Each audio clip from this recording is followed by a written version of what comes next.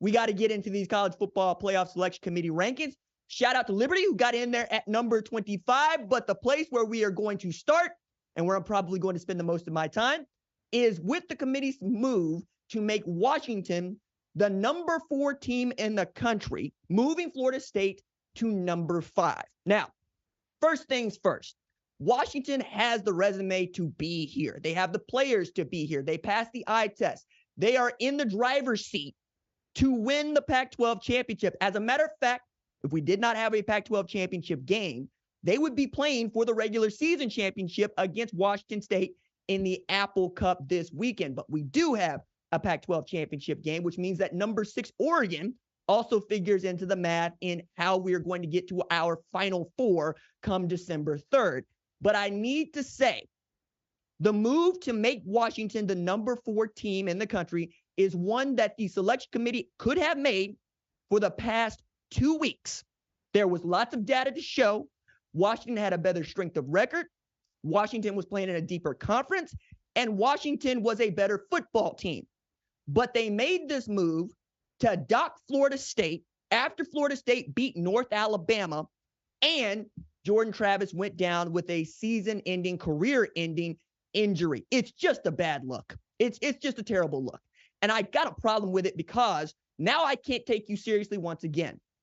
You have had data to show Washington is a better football team by all the metrics that we use to give analysis of these football teams. But no, you decided to dock Florida State, knowing that they have Florida on the schedule this weekend with Tate Rodemaker starting at quarterback.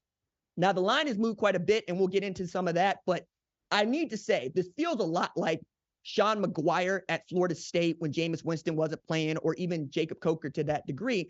But Tate Rodemaker is a great quarterback. He's a redshirt junior who was playing outstanding football at high school, a 3,500-yard passer before getting to Florida State. And there's clearly a reason as to why Jordan Travis was the number 1. But I think Florida State's got an argument with anybody. They are undefeated.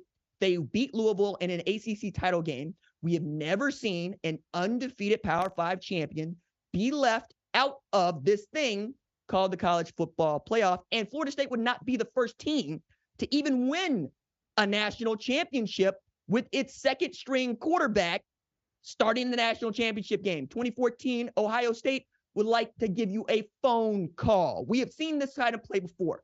We've seen guys come off the bench, right? We're talking about really an outstanding football team in the ACC that might not make it on the strength of what their quarterback was or was not doing. Now, that said, you still got to take care of business. You have to beat your hated rival in Florida, who I still can't pin down, but I need to say Florida beat Tennessee in the swamp.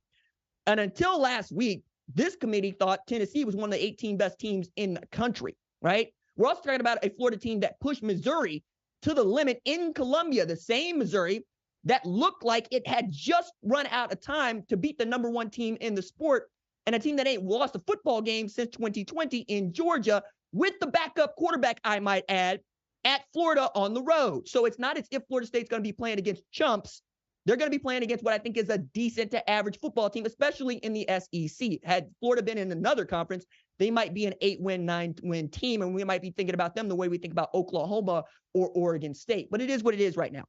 So the landscape is still stay on the bull, ride it for the full 8 seconds, and then let's argue about it on Sunday. So if you are Washington and if you are Florida State, go win your football games this weekend and win your conference championship and see who blinks first. Because I guarantee you, we're going to see somebody blink, and perhaps not in the way that we expect. But if things stay the way that they are, I would be absolutely shocked. It could happen. It could go chalk the whole way. But that's not why we love this sport, is it? Especially going into this rivalry week. If you like what you've seen, consider subscribing to the number 1 college football show on YouTube, the Fox Sports app, or wherever you get your podcast.